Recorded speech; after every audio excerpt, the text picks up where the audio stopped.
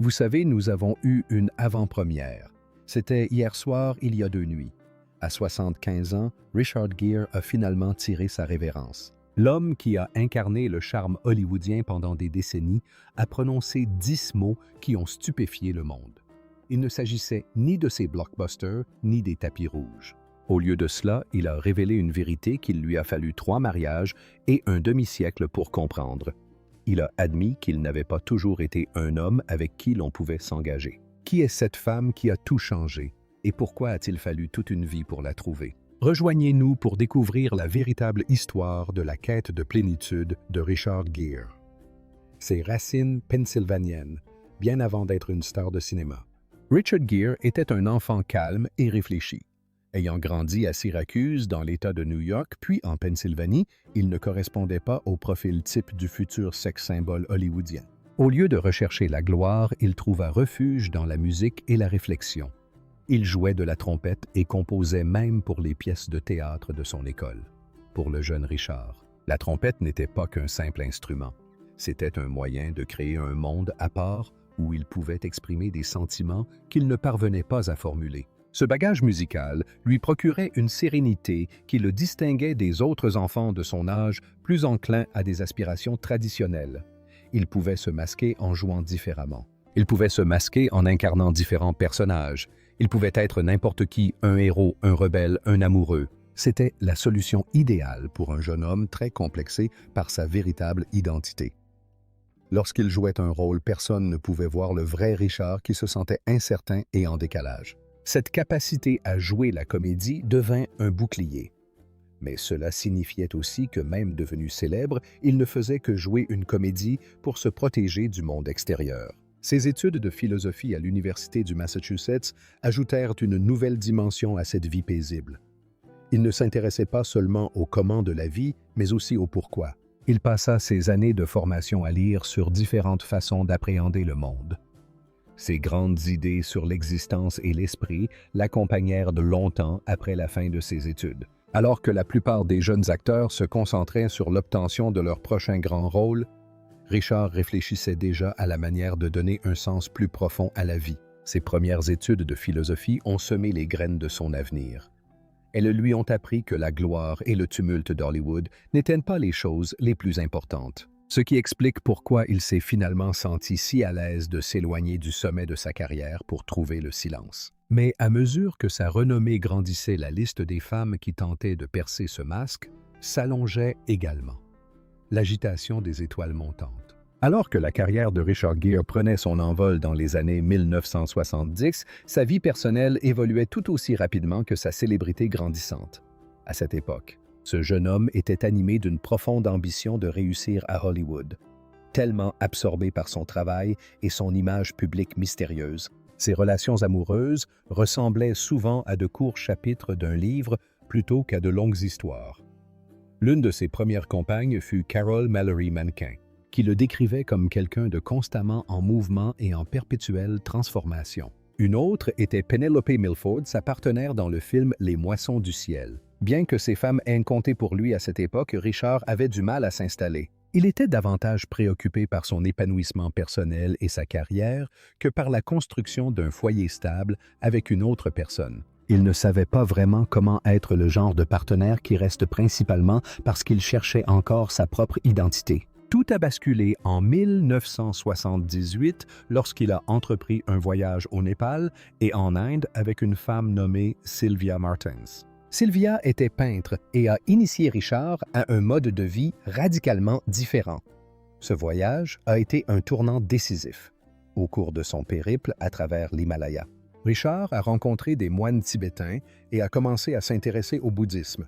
Il s'asseyait dans d'anciens temples et écoutait des maîtres expliquer que le monde matériel, des choses comme l'argent, la célébrité et l'apparence, n'étaient pas ce qui comptait vraiment. Cette rencontre a provoqué une rupture durable dans sa vie. D'un côté, c'était un acteur célèbre que tout le monde voulait regarder. D'un autre côté, il était un chercheur spirituel qui aspirait au silence et à la paix intérieure. Ces deux mondes étaient difficilement compatibles. Au fil des années 1980, Richard devint une des plus grandes stars au monde. Il fut même élu homme le plus sexy du monde, un titre dont beaucoup rêveraient. Pourtant, pour Richard, cette célébrité sonnait creux. Il commençait à se sentir très mal à l'aise avec la façon dont le public le percevait. Les gens le regardaient et voyaient en lui un garçon en or, ou un sexe symbole, mais intérieurement. Il ressentait une agitation croissante. Plus il devenait célèbre, plus il ressentait le besoin de se retirer. Il commença à consacrer davantage de temps à la méditation et à des causes humanitaires, notamment pour aider le peuple tibétain. Il comprit qu'être une star de cinéma n'était qu'un masque de plus, un masque qui commençait à lui peser. Il cherchait quelque chose d'authentique, mais il allait encore trop vite pour le trouver. Puis, lors d'une fête estivale ensoleillée, il rencontra une femme qui allait faire tourner les têtes. L'icône dépareillée. En 1988, lors d'une fête ensoleillée à Beverly Hills, deux des personnalités les plus célèbres au monde se rencontrèrent pour la première fois. La soirée était organisée par Herb Ritts, un photographe renommé et ami des deux. Richard Gere avait alors 39 ans et était déjà une des plus grandes stars d'Hollywood. Cindy Crawford, âgée de seulement 22 ans, était en passe de devenir le mannequin le plus célèbre de la planète. Malgré leurs 17 ans d'écart, ils ressentirent une connexion immédiate et très forte. Ce n'était pas une rencontre mise en scène pour les photographes, mais une étincelle naturelle entre deux personnes au sommet de leur art, pendant un temps. Ils furent le couple le plus photographié au monde, apparaissant partout des couvertures de magazines aux plus grands événements sur tapis rouge. Au fil des années, la pression d'incarner le couple parfait d'Hollywood commença à peser sur eux. Constamment entourés de photographes et de fans, leurs emplois du temps étaient surchargés. En 1991, ils décidèrent de se marier sur un coup de tête, au lieu d'un mariage grandiose avec des centaines d'invités. Ils se sont envolés pour Las Vegas pour une cérémonie intime. Ils n'avaient même pas d'alliance en or véritable. À la place, ils ont utilisé des anneaux fabriqués à partir de papier d'emballage argenté. Si certains ont trouvé cela romantique, c'était en réalité une décision très impulsive. Ils ne célébraient pas seulement leur amour. Ils cherchaient désespérément une certaine stabilité. Ils espéraient qu'en s'engageant légalement, ils pourraient combler le fossé qui se creusait entre eux à cause de leur vie trépidante. Le problème, c'est que leur relation si parfaite en photo peinait à résister à la réalité du quotidien. Ils étaient à des étapes de vie complètement différentes. Cindy était encore très jeune et commençait tout juste à se définir en tant qu'adulte. Elle était concentrée sur sa carrière naissante et l'excitation de sa nouvelle notoriété. Richard, quant à lui, était déjà las des projecteurs. Il aspirait à une vie de méditation et de réflexion paisible. Il voulait se recueillir dans le silence tandis qu'elle était encore prête à prendre son envol. Elle était partie à l'autre bout du monde pour son prochain grand projet professionnel. C'étaient deux personnes bien qui aspiraient simplement à des choses différentes dans la vie. En 1995, ils ont réalisé que l'amour seul ne suffisait pas à concilier leurs objectifs divergents et ont décidé de mettre fin à leur mariage. Après cette rupture très médiatisée, Richard a décidé de s'éloigner des caméras et de rechercher un amour beaucoup plus discret. Deux rythmes de vie différents. Bien que Richard et Cindy fussent mariés, ils vivaient dans deux mondes complètement différents. Cindy Crawford, à peine âgée d'une vingtaine d'années, était au sommet de sa carrière de mannequin. Elle parcourait le monde pour des séances photos et devenait une célébrité. Encore jeune, elle cherchait sa voie. Elle ressentait un fort besoin de se définir à travers son travail et les opportunités exceptionnelles qui s'offraient à elle. Pour Cindy, être sous les feux des projecteurs faisait partie intégrante de son épanouissement. Elle aspirait à être active, visible et à réussir dans le monde de la mode. De son côté, Richard Gere, déjà quadragénaire, commençait à avoir une vision très différente de la célébrité. Star de cinéma depuis longtemps, il était de plus en plus épuisé par l'attention constante du public. Au lieu de rechercher la gloire, il aspirait au silence et à la paix. Il consacrait beaucoup de temps à la méditation et à l'étude du bouddhisme. Il voulait s'éloigner du tumulte d'Hollywood et se recentrer sur son cheminement spirituel intérieur. Tandis que Cindy évoluait à un rythme effréné dans le monde de la mode, Richard prenait le temps de se recentrer sur lui-même. Ce décalage a engendré un conflit majeur, leurs besoins et objectifs quotidiens étant devenus incompatibles. Cette différence de rythme a conduit Cindy à ce qu'elle a plus tard décrit comme une perte de soi. Comme Richard était plus âgé et très sûr de sa voie spirituelle, Cindy s'efforçait souvent de modifier son comportement pour le rendre heureux. Elle voulait être la femme dont il avait besoin. Elle tentait donc de suivre son exemple et de vivre selon ses règles et son mode de vie paisible. Cependant, ce faisant, elle a cessé d'écouter ses propres besoins et désirs. Elle jouait un rôle dans leur mariage au lieu d'être elle-même. C'est là le drame de leur relation. Ils s'aimaient tous deux, mais leurs chemins divergeaient. En 1995, il devint évident pour eux deux qu'ils ne pouvaient plus avancer ensemble. Leur divorce n'a pas été marqué par le drame hollywoodien habituel.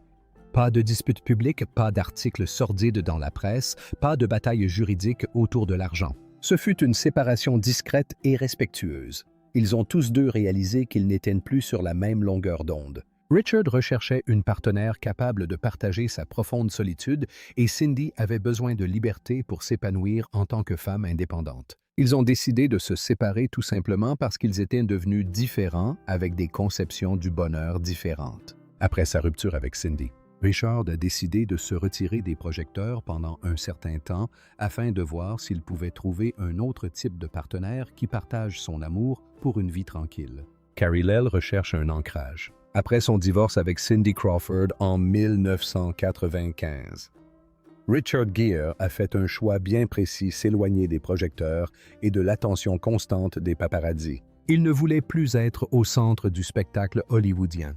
Il s'est alors consacré davantage à sa vie spirituelle, voyageant notamment au Népal et au Tibet pour se consacrer à la méditation. Il aspirait à une vie plus intime et plus riche de sens. Il voulait côtoyer des gens qui se moquaient de la célébrité ou de faire la une des magazines. Durant cette période de quête de paix, il rencontra Carrie Lell. La plupart des gens la connaissaient comme une James Bond girl ayant joué dans un film de l'agent 7, mais dans la vie. Elle était très différente de cette image glamour. Carrie était une personne calme et posée. Elle ne courait pas après le rythme effréné de la mode et ne cherchait pas à devenir une star internationale. Elle appréciait la tranquillité autant que Richard. Son équilibre et sa sérénité lui offraient une relation différente. Ils n'avaient pas besoin d'aller à de grandes fêtes pour être heureux. Ils se contentaient d'être ensemble dans le calme. En l'an 2000 à 51 ans, la vie de Richard bascula de façon inattendue. Lui et Carrie eurent un fils, Homer. Devenir père sur le tard fut un tournant majeur pour Richard.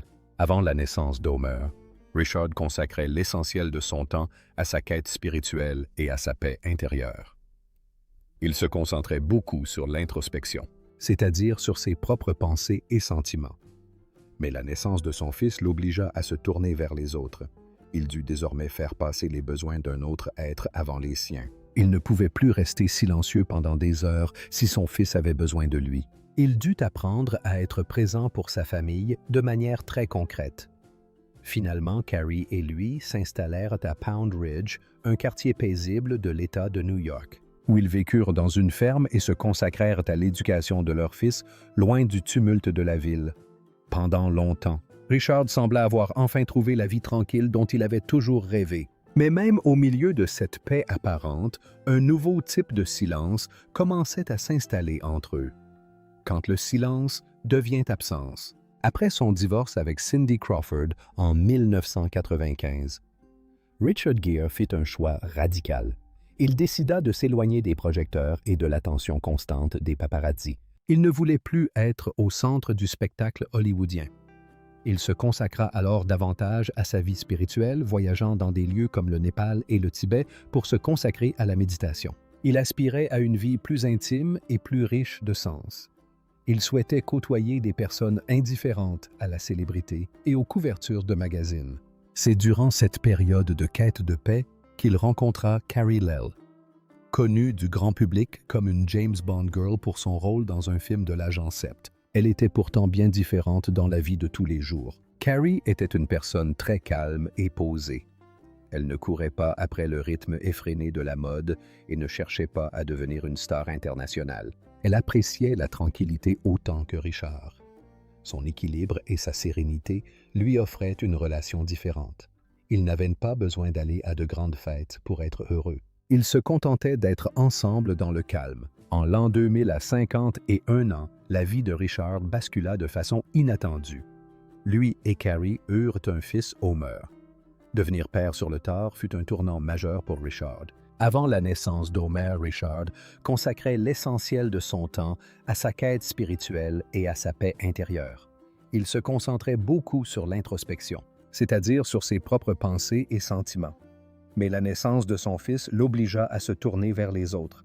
Il dut désormais faire passer les besoins d'un autre être avant les siens. Il ne pouvait plus rester silencieux pendant des heures si son fils avait besoin de lui. Il dut apprendre à être présent pour sa famille de manière très concrète. Finalement, Carrie et lui s'installèrent à Pound Ridge, un quartier paisible de l'État de New York, où ils vécurent dans une ferme et se consacrèrent à l'éducation de leur fils, loin du tumulte de la ville. Pendant longtemps, Richard sembla avoir enfin trouvé la vie tranquille dont il avait toujours rêvé. Mais même au milieu de toute cette paix, un nouveau genre de silence commençait à s'installer entre eux. Padma Lakshmi, le pont. En 2014, alors que son divorce avec Carrie Lell était encore en cours, Richard Gere a rencontré une personne qui l'a aidé à faire le lien entre son ancienne vie et son avenir. Cette personne, c'était Padma Lakshmi, la célèbre auteure et animatrice de l'émission télévisée Top Chef. Ils se sont rencontrés en coulisses lors d'un gala de charité. À cette époque, tous deux étaient meurtris par la vie publique. Ils avaient traversé des ruptures et des divorces très difficiles, scrutés et commentés par le monde entier. De ce fait, ils partageaient un sentiment d'épuisement émotionnel. Ils étaient tous deux las du tumulte et du bruit médiatique qui accompagne souvent la célébrité. Lorsqu'ils ont commencé à se parler, ils ont trouvé du réconfort dans le fait de ne pas avoir à se justifier. Leur relation était très différente des histoires d'amour passionnées et intenses qu'avait connues Richard par le passé. Pas d'arrivée en grande pompe sur tapis rouge, ni de grandes interviews pour étaler leur amour. Ils se sont plutôt concentrés sur leur guérison en privé. Leurs moments ensemble étaient rythmés par des dîners intimes et de longues conversations profondes. Pendant quelques mois, cette relation leur a servi de période d'attente. Autrement dit, c'était un refuge où ils pouvaient tous deux cesser de fuir et simplement se poser un moment. Ils ne cherchaient pas à bâtir un empire durable ensemble. Il s'agissait simplement de deux personnes qui se remettaient de leur passé et qui s'entraidaient pour se sentir un peu moins seuls. Cependant, au fil des mois, ils se sont rendus compte qu'ils continuaient d'avancer dans des directions différentes. Padma était une femme dynamique, toujours très impliquée dans la vie publique et sa carrière. Richard, comme nous l'avons vu, se repliait de plus en plus sur lui-même, se consacrant au silence et à la méditation car tous deux avaient beaucoup appris de leur précédent mariage. Ils n'ont pas cherché à forcer leur relation. Ils avaient compris une leçon essentielle, l'harmonie ne se force pas. Si deux personnes n'ont pas une vision parfaitement commune de leur vie quotidienne, l'amour seul ne suffit pas toujours à les maintenir ensemble. Leur rupture a été totalement mutuelle et sans le moindre drame. Ils ont décidé qu'il valait mieux rester amis car leur mode de vie n'était tout simplement pas compatible. Ce fut un moment crucial pour Richard car c'était la première fois qu'il mettait fin à une relation sans éprouver de regrets ni de sentiment d'échec. Il comprit que la paix intérieure ne réside pas uniquement dans la solitude, mais aussi dans la rencontre avec une personne dont le rythme est en parfaite harmonie avec le sien. Cette brève idylle avec Padma adoucit son cœur et le prépara à la rencontre la plus importante de sa vie qui était imminente. Mais l'attente fut de courte durée, car une rencontre fortuite en Italie allait bouleverser son existence. Dernière demeure d'Alejandra Silva. En 2014, Richard Gere visitait la magnifique ville de Positano en Italie. Il séjournait dans un hôtel appartenant à la famille d'une femme nommée Alejandra Silva. À l'époque, Richard et Alejandra traversaient tous deux l'épreuve difficile d'un divorce. Le poids de leur passé les accablait, et ils portaient le fardeau émotionnel et la tristesse des relations qui s'étaient terminées. Du fait de leur situation émotionnelle similaire, ils ont pu se comprendre avec une grande lucidité. Ils n'y voyaient ni une star de cinéma, ni une mondaine. Ils voyaient deux personnes en quête d'un nouveau départ et de sérénité dans sa jeunesse à Hollywood. Richard était souvent à la poursuite de l'amour. Il menait une vie trépidante et extravagante, souvent guidée par sa carrière et son image mystérieuse. Mais avec Alejandra, il adopta une stratégie radicalement différente. Au lieu de chercher à l'impressionner par sa célébrité ou par de grands gestes, il s'exerçait à attendre. Il était très patient et doux. Il lui envoyait des fleurs tous les jours et lui écrivait des lettres manuscrites. Il composait même de courtes chansons pour elle.